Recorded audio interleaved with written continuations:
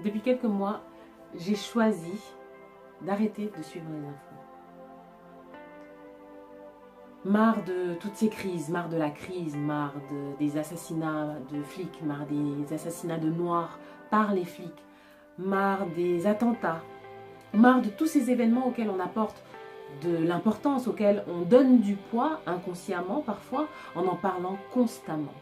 Si j'ai fait ce choix, ce n'est pas pour les fuir, puisque de toute façon, d'une manière ou d'une autre, l'info arrive toujours à moi.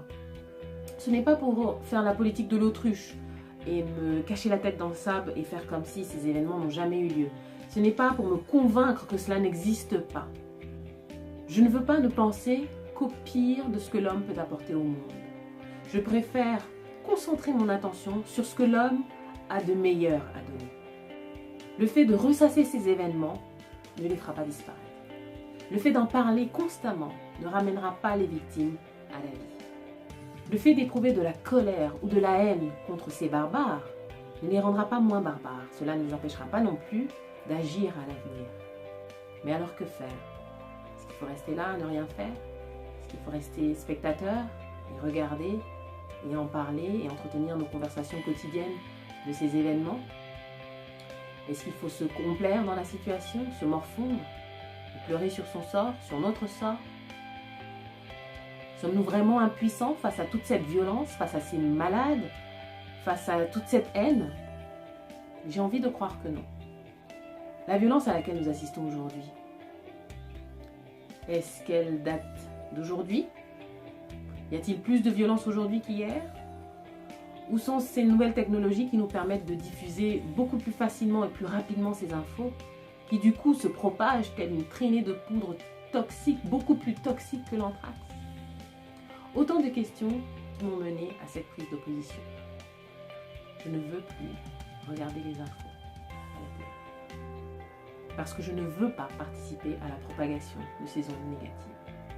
Je préfère dire comme Rousseau que l'homme est fondamentalement bon, c'est la société qui le corrompt. Je préfère penser comme Martin Luther King, qui disait que l'obscurité ne chasse pas l'obscurité, seule la lumière peut le faire.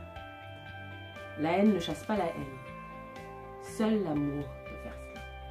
Et je préfère penser comme Gandhi, qui disait « Devenez le changement que vous voulez voir dans le monde ». Donc à mon niveau, je compatis à la douleur, à la tristesse, à la peine des familles, des victimes, de toutes sortes d'atrocités à travers le monde. Je choisis d'avoir de la peine pour ces âmes désespérées et malades qui pensent agir au nom d'un Dieu quelconque en ôtant la vie de victimes innocentes. Je choisis de croire en l'humain. Je choisis de répondre à toute cette haine, à toute cette violence en faisant circuler une onde de charme. Alors si vous êtes d'accord et si vous voulez vous joindre à moi pour propager et diffuser un maximum cette onde de charme, je vous invite à partager votre message en utilisant le hashtag Je suis onde de charme.